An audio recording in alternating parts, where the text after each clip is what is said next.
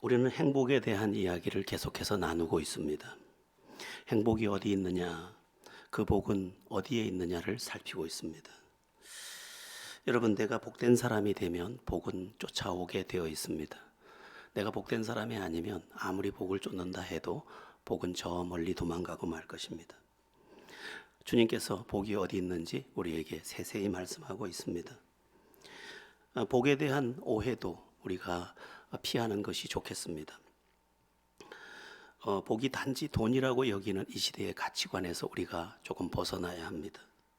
물론 돈도 필요하지만 주님이 말씀하는 복은 그것이 아닙니다.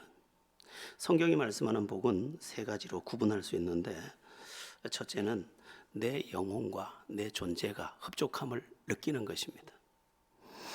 내가 나를 볼 때 내 인생이 감사하고 내가 나를 볼 때 행복하면 그게 복입니다. 내가 나를 보니 너무 과분한 은혜를 내가 받아 누리고 있습니다. 그래서 내 인생이 고마운 것, 그게 행복입니다.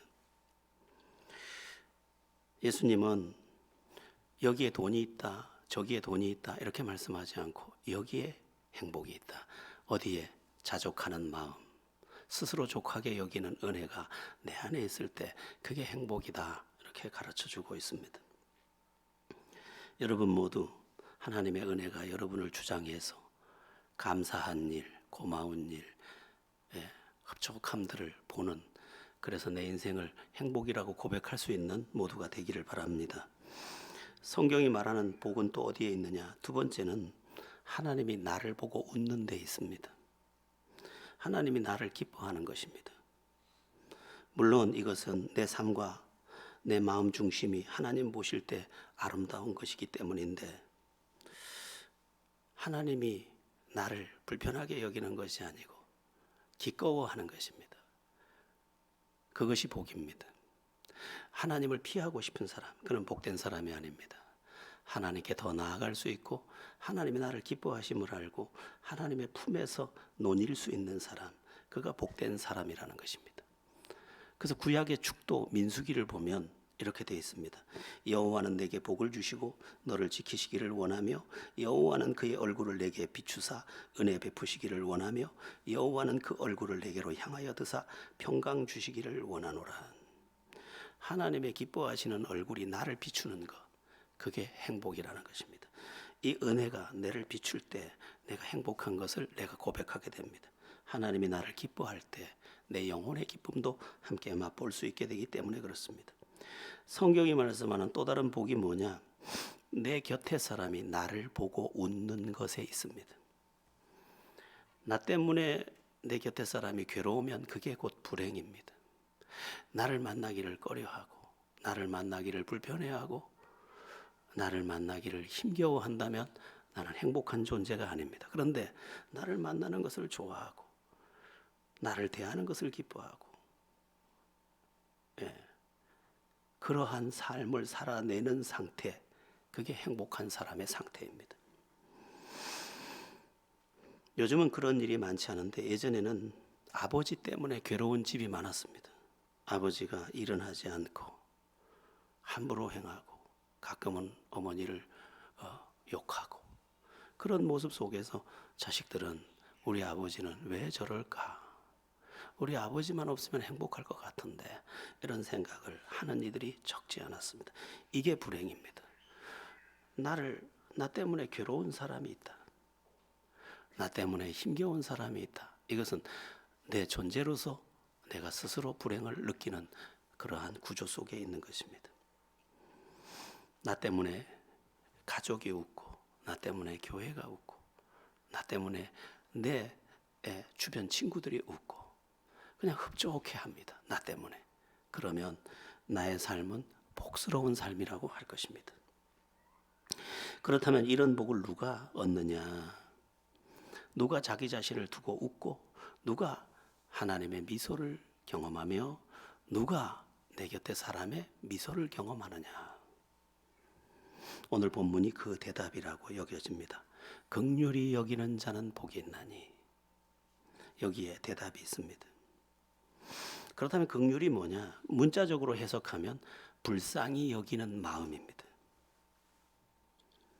그러나 이것은 단어적 해석에 불과합니다. 더 구체적으로 그리고 실천적으로 보아야 이 긍휼이 무엇인지를 자세히 알 수 있습니다. 함께 찾아볼 것인데요.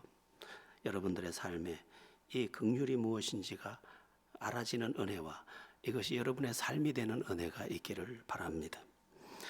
긍휼이라는 말의 구체적이고 실천적인 의미 세 가지 말씀을 드리겠는데요. 그 첫째는 이제 이웃이 보이는 것입니다. 이웃이 보인다.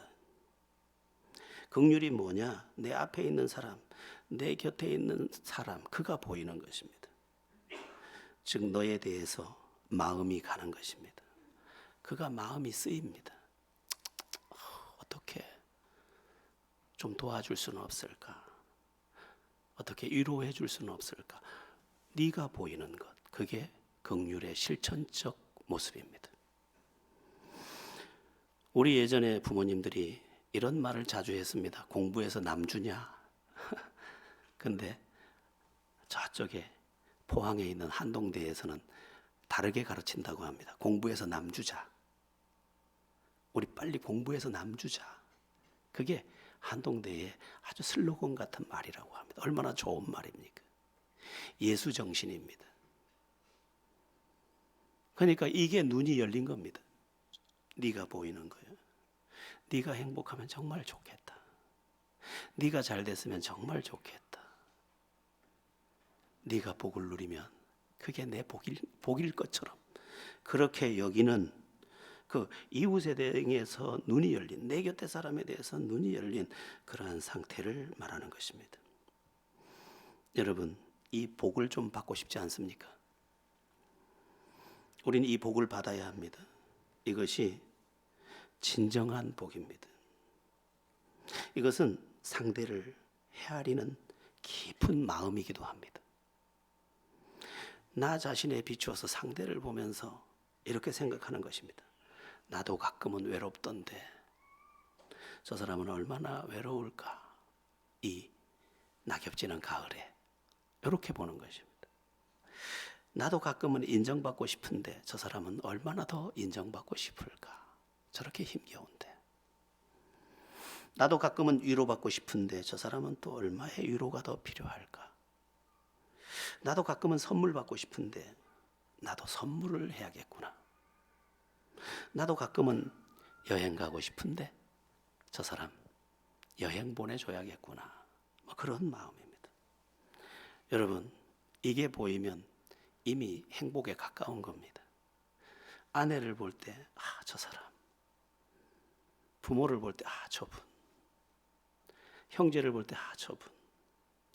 그가 누구든 그를 향해 눈이 열려 있는 겁니다. 그를 향해 마음이 확 열려 버렸습니다. 이게 긍휼의 실천적 모습입니다.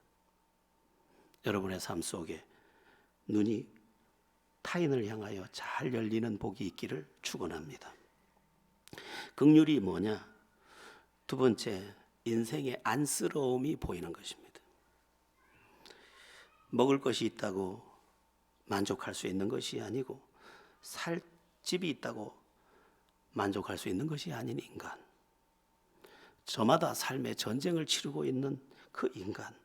저마다의 사연이 있는 인간. 이 사실을 알아보고 그를 안쓰럽게 여겨서 따뜻하게 위로하는 것. 그게 긍휼입니다. 여러분, 위로가 필요 없는 사람은 이 세상에 아무도 없습니다. 오늘 제가 제목을 인생은 힘겨운 것, 누구에게나 위로가 필요합니다. 이렇게 말했는데 뭐 누구에게나가 더 맞겠지만 조금 시어를 써서 누구에게나 위로가 필요합니다. 이렇게 썼습니다. 어떤 TV에도 자주 나오는 여교수가 있습니다. 아니 어떻게 공부도 잘해서 박사도 되고 공부도 잘해서 교수도 됐는데 아니 세상에 또 거기에 키도 크고 아니 거기에 이쁘기까지 하고 아니 심지어 남편까지 멋진 사람을 만났습니다. 뭐 하나 부러울 게 없어 보이는 사람입니다. 그가 나와서 그가 생글생글 웃으며 강의할 때마다 사람들은 그를 부러워할 수밖에 없는 그러한 여자입니다. 근데 어느 날 토크쇼에 나와서 자기 이야기를 좀 합니다. 자기 남편은 자기를 아무 도움이 필요 없는 사람으로 여긴다는 겁니다. 뭐 굳이 자기를 사랑해 주지 않아도 되는 것처럼 여기는데, 이 시간을 빌어서 말하고 싶은데, 나도 여자랍니다. 나도 사랑받아야 합니다. 나도 당신의 위로가 필요합니다. 당신의 응원이 필요합니다. 이렇게 말을 하는 겁니다. 여러분, 겉보기에 멀쩡하고 화려하고 다 가졌다고 해서 그에게 위로가 필요 없지 않다, 그런 건 없습니다. 누구나 여기 있는 그 누구도 예외 없이 다 위로를 받아야 할 한 사람이라는 것을 잊으면 안 됩니다. 그게 보이는 사람, 그가 긍휼을 가진 사람입니다. 여러분, 뭐 대학 교수만 그런 거 아닙니다. 천하의 사도 바울도 위로를 받아야 했습니다. 사도 바울이 선교 여정 중에서 가장 고난을 많이 겪었던 곳이 마게도냐입니다. 마게도냐에서 여러 가지 고난을 겪습니다. 복음 전하는 것이 사명이었고 그 사명을 기꺼워했고 목숨도 아끼지 않고 주님께 드리는 사도 바울이었는데, 그런데 그 힘겨움은 마음에 쌓이고 누적되어 있었습니다. 그런데 그런 바울에게 위로의 시간이 찾아옵니다. 어떤 시간입니까? 고린도 전서 7장 5절 6절을 우리 함께 합독해 보겠습니다. 함께 합독합니다. 서로 분방하지 말라. 잠깐만요. 고린도, 제가 항상 이걸 지금 잘못 적어주나 봐요. 고린도 후서인가 봐요. 제가 읽어드리겠습니다. 우리가 마게도냐에 이르렀을 때에 우리 육체가 편하지 못하였고 사방으로 환난을 당하여 밖으로는 다툼이요 안으로는 두려움이었노라. 그러나 낙심한 자들을 위로하시는 하나님이 디도가 오므로 우리를 위로하셨으니, 이렇게 되어 있습니다. 마게도냐에 이르렀을 때 육체가 편치 못하고 사방으로 환난을 당해서 밖으로는 다툼 안으로는 두려움이었는데 누가 와서 위로를 해줬냐? 디도가 와서. 에바브로디도입니다. 에바브로디도는 영적인 아들과 같은 존재입니다. 그런데 영적인 아들과 같은 존재 디도가 와서 위로를 받았다, 이렇게 되어 있습니다. 하나님의 사람이 하나님의 위로만 받으면 될 것 같지만 그렇지 않더라는 것입니다. 바울조차도 사람의 방문이 필요한 인간이더라는 것입니다. 이 외에도 바울이 위로받는 장면은 많이 나옵니다. 바울의 선교 여행을 한번 같이 따라가 볼까요? 바울은 아시아로 가고 싶었지만 하나님께서 마게도냐 환상을 통해서 빌립보 쪽으로 부르셨습니다. 저도 빌립보 성에 가봤습니다만, 그래서 마게도냐 환상을 따라서 빌립보로 가서 복음을 전하다가 점치는 귀신 들린 여종을 치료해 준 일로 이제 억울하게 감옥에 갇히게 되고 매를 심히 많이 맞게 됩니다. 참 억울한 일입니다. 그러는 중에 간수장이 회개함으로 위로를 받았는데, 그러고 다음 선교지로 데살로니가로 갑니다. 복음을 전했는데 사람들이 잘 들었지만 박해자가 나타나고 바울을 죽이려고 합니다. 바울은 그 길을 피해서 베레아로 갑니다. 베레아로 가서 복음을 전할 때 베레아 사람들이 더 신사적이어서 말씀을 잘 받았는데 데살로니가에서 온 그 박해하던 무리들이 쫓아와서 또 바울을 죽이려고 합니다. 바울은 밤중에 도망가듯 아테네로 도망을 갑니다. 그런데 아테네에서 복음을 전하는데 복음이 잘 들어가지를 않습니다. 아테네 사람들은 철학에 다 빠져 있었기 때문에, 철학의 중심지, 그 성경에는 아덴이라고 나와 있는데 아테네 시민들이 복음을 잘 받지 않는 것입니다. 낙심이 많이 될 무렵 고린도로 갈 문이 열려서 고린도로 가게 됩니다. 고린도로 가니 고린도에 무슨 문제가 있느냐? 전부 사람들이 육체가 되고 음란하고 우상숭배하고 너무너무 지칠 수밖에 없는 바울이었습니다. 그런데 그때 귀한 사람을 거기서 만납니다. 그 유명한 아굴라 브리스길라 부부입니다. 아굴라 브리스길라 부부가 이제 나중에 이름이 앞뒤가 바뀌어서 브리스길라 아굴라 부부로 나오는데, 이 부부 부부는 사실 만날 수 없는 사이였는데 신비하게 하나님이 만나게 하셨고, 이 아굴라 브리스길라 부부는 바울의 평생 동안 위로자가 됩니다. 그래서 그 브리스길라 아굴라를 통해 위로를 받고 다시 복음의 동력을 가동하게 됩니다. 그리고 며칠 있다가 보니까 디모데와 실라가 와서 또 자기를 위로해 줍니다. 그로 인하여 그 지쳐있던 모든 피곤을 물리치고 다시 하나님이 맡기신 복음 전도 사역의 기치를 들게 됩니다. 여러분, 우리가 스스로 모든 것을 감당해야 하지만 때로는 위로를 받아야 한다는 것입니다. 누가? 내가. 누가? 저 사람이. 누가? 우리 아버지가. 누가? 우리 장로님이. 누가? 우리 목사님이. 위로가 필요 없는 사람은 단 한 사람도 존재하지 않는다는 것입니다. 여기 있는 누구에게도 위로가 필요 없는 사람은 없다는 것입니다. 제가 앞에서 목회를 하고 사역을 해보면 뭐 목사님이야 뭐 하나님이 은혜 주시니까 뭐 그렇지 않습니다. 제가 요즘에 코로나 후유증인지 혈압이 많이 올라가고, 그리고 이게 소화 기능이 조금 어렵습니다. 그리고 이상하게 이렇게 억압이 많이 됩니다. 긴장이 많이 돼 있습니다, 제가. 그러나 누가 저를 위로하겠습니까? 윤복희도 다 말해주던데 누가 나를 위로해주지? 여러분. 그런데 전부들 생각할 때 목사님은 하나님께 위로 받으세요 이렇게 생각하죠. 그런 거 말고 바울이 하나님의 위로가 없었겠습니까? 하나님의 위로가 바울에게 늘 있었지만 그도 사람이었기 때문에 또 사람의 위로 또한 필요했던 것입니다. 우리는 서로 위로해야 합니다. 아내는 남편을, 남편은 아내를, 자식은 부모를, 부모는 자식을. 우리는 서로 그렇게 위로해야 합니다. 구약의 큰 이름 다윗도 이런 위로 속에서 일어섰습니다.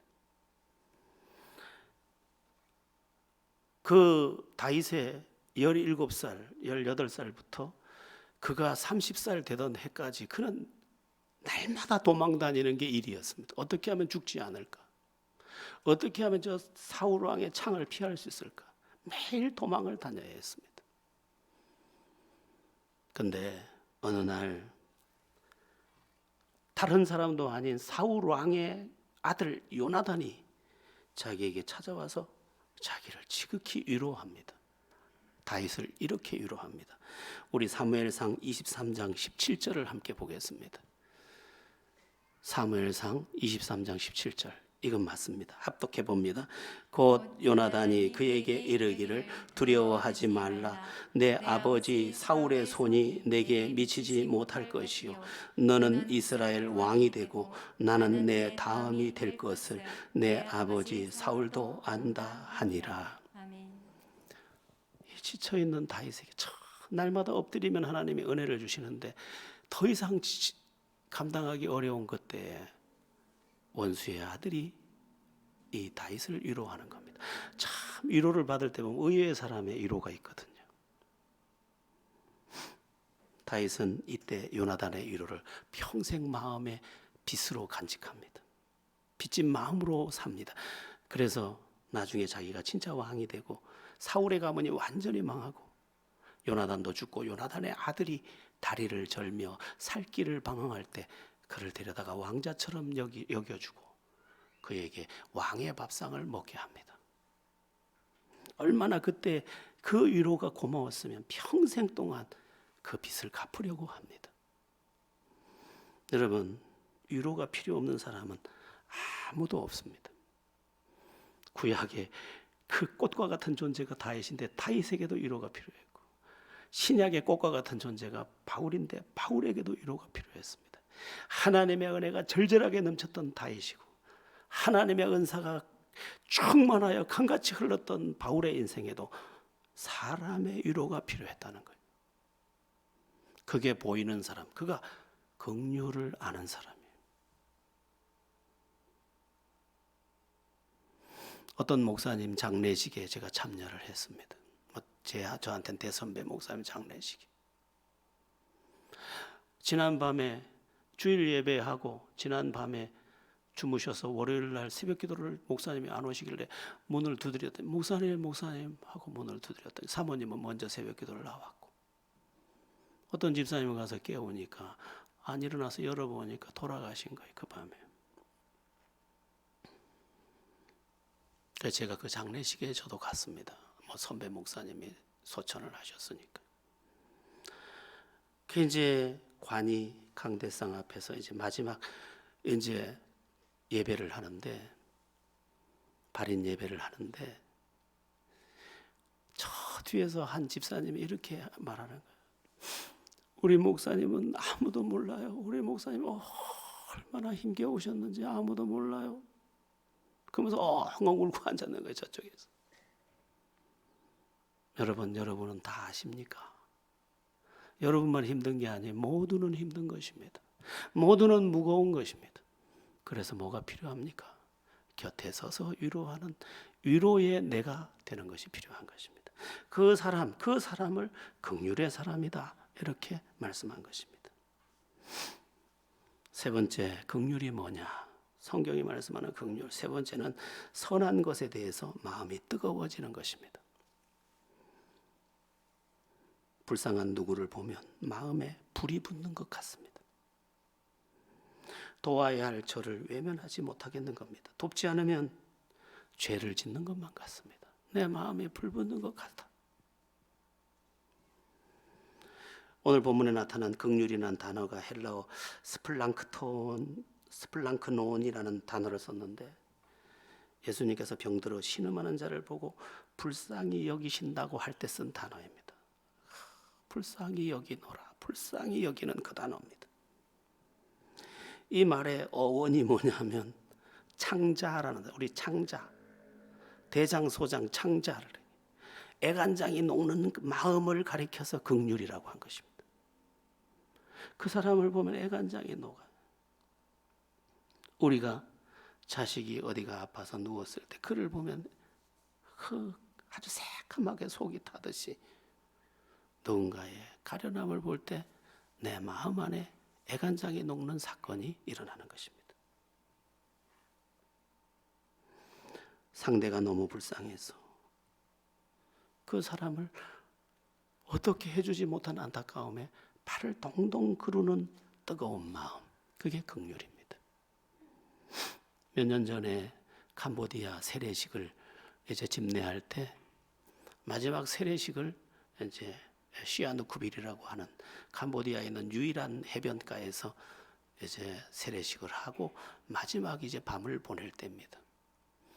저녁에는 성찬식을 했습니다. 참 은혜로운 성찬식이었습니다. 그리고 시아누쿠빌 해변에서 이제 마지막 차 한 잔을 마시고 있는데 그 아이들이, 빈민 아이들이 이제 몰려와서 기브미 $1를 하는 겁니다. 그 우리가 이제 기브미 $1를 하니까 $1를 찾고 있는데 선교사님이 와서 주면 안 됩니다. 주면 저쪽에 있는 거지들까지 다 와서 감당이 안 됩니다. 주시면 안 됩니다. 그래서 저도 꺼내다가 기브미 $1를 거절하고 이제 가방에다가 $1를 집어넣고 있는데 옆에 계시던 우리 송장로님이 조용히 꼬깃꼬깃 달러를 손에 뭉쳐서 그를 하나를 부르는 거예요. 너무도 불쌍한, 우리가 예전에 보던 이렇게 다리가 한쪽이 잘렸는데 의족도 못해서 이렇게 고무로 말고 그 기어서 온 그를 부르는 거예요. 그러면서 돈을 살며시 주면서 이렇게 말하는 거예요. Believe in Jesus. Believe in Jesus. 무슨 그 알아들었을지 못 알았을지 예수 믿어라, 예수 믿어라, 이렇게 이제 말하는 거죠.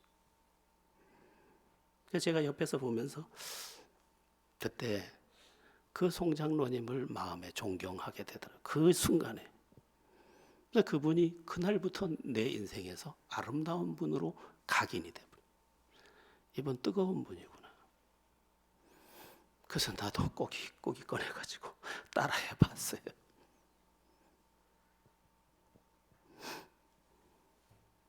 여러분, 이게 살아있는 인간의 모습입니다. 여러분, 심장이 식으면 그가 누굽니까? 그가 시체입니다. 우리 영혼은 어떻습니까? 선한 것에 대해서 식으면 그가 곧 죽은 신앙입니다. 이 시대의 무서움이 뭐냐? 차가워지는 거예요. 차가워지는 거예요. 아버지도 필요 없다는 거예요. 엄마 필요 없다는 거예요. 너 터치, 나를 건드리지 마라. 나는 내 마음대로 산다는 거예요. 당신도 알아서 살라는 거예요. 기저귀는 누가 갈았고 우유는 누가 먹였는데, 학교는 누가 가르치고 그 뒷바라지 눈물은 누가 흘렸는데, 우리 자식들은 차갑고 냉정하고 무섭고, 이게 망하는 것입니다. 긍휼은 차가움의 정반대입니다. 마음이 뜨겁습니다. 이건 주님이 주신 마음이며 주님의 마음이기도 합니다. 주님은 현장에서 몸을 팔다가 간음하다가 잡힌 여인을 향해서도 마음이 뜨거우셨습니다. 그를 돌로 쳐 죽이려는 수많은 사람 앞에서 너희 중에 죄 없는 자가 먼저 돌로 치라고 하셨고, 그러자 사람들이 죄책감을 느끼고 돌을 다 버리고 간 뒤에 나도 너를 정죄하지 아니하노니 다시는 죄를 짓지 말라. 불쌍히 여겨주셨습니다. 몹쓸 병에 걸린 중풍병자도, 날 때부터 소경된 자도 주의 긍휼의 손이 닿은 곳에서 하나님의 기적은 일어나고 있었습니다. 예수님께서 죽어서 무덤에 갇힌 나사로의 무덤 앞에서 눈물을 흘리는 장면도 나옵니다. 참 신비한 눈물입니다. 지금 조금 있다가 자기가 당신께서 살려낼 나사로인데 살려내면 될 것을 먼저 우셨습니다. 왜 우셨습니까? 죽어있는 나사로는 살리면 되겠지만 지금 오라비를 잃어버린 마르다와 마리아의 눈물에 당신의 마음이 동승한 겁니다. 그 마음이 뜨겁습니다. 그래서 예수께서 눈물을 흘리시더라. 그 사람들이 수군거립니다. 저렇게 사랑하는데 그를 죽지 않게 할 수 없었더냐. 눈물이 흐르는 사람, 겉보이는 눈물이 아니라 가슴에 뜨거운 눈물이 녹물처럼 찐득하게 흐르는 그 사람, 그 사람이 긍휼의 사람이다, 이렇게 말씀하고 있는 것입니다. 여러분, 우리가 주님을 닮아야 된다고 하는데 주님을 닮는다는 게 뭡니까? 주님의 겉모습, 아니 겉모습을 여러분 진짜 닮고 싶으세요? 이사야서에 보면 그는 고운 모양도 없고 풍채도 없은즉 흠모할 것이 없다고 했는데 예수님이 못생긴 게 저는 기분이 좋습니다. 예수님은 못생겼어요. 학력도 없어요. 그래서 무시당한 거예요. 그래서 겉을 담는 게 아니에요. 그분의 가슴을 담는 것입니다. 그분의 마음을 담는 것입니다. 특별히 오늘 본문과 연관하면 그분의 긍휼을 내 가슴 안에 가져오는 것입니다. 그리고 그분의 손끝이 그렇듯, 그분의 행위가 그렇듯, 그분의 눈물이 그렇듯 나에게서 그분이 재현되는 것입니다. 리플레이, 그분이 나를 통해 재생되는 것입니다. 이것은 예수님을 만난 사람 안에 일어나는 작은 시작이요, 또한 예수로 말미암아 성령 충만한 사람에게 일어나는 영적인 사건이기도 합니다. 아무나 이 마음을 가지지 못합니다. 물론 여러 가지 월드비전이라든지 여러 가지 선한 일들이 많습니다만은 그 심장까지 이렇게 뜨거운 것은 주 예수로 말미암을 때 비롯되는 것이고, 주님의 영이 와서 그를 주장할 때 일어나는 하늘의 사건인 것입니다. 우리에게 절실한 것이 뭐냐? 다시 성령의 충만함을 받아 내 안에 긍휼이 살아나는 것입니다.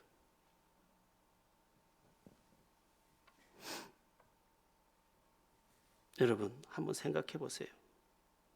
우리는 이목구비를 가지고 있고 손과 발을 가지고 있고 감각기관을 가지고 있고 여러 가지 입술로 말할 수 있으며 눈빛을 보낼 수도 있는데 내 눈에서 독이 나가고 내 입에서 독이 나가고 내 그 가슴에서 독이 나가면 안 되잖아요. 그러면 나는 살아서는 안 될 자잖아요. 내 안에서 저 깊은 산에 맑은 물보다 더 맑은 주님의 생수가 이제 흘러가는데 그게 긍휼로 흘러가는 것입니다. 가만히 보면 다 불쌍하잖아요. 살아있는 존재들 모두가 가엾잖아요. 그를 향해 나의 따뜻한 마음과 나의 따뜻한 손길과 나의 따뜻한 입술과 나의 따뜻한 눈빛과 나의 따뜻한 품들이 다 작용을 하는 것, 그게 긍휼의 극대화된 실제적 상태입니다. 이것을 향해 우리는 가야 합니다. 여러분, 교회는 프로그램이 아니고 교회는 친목단체도 아닙니다.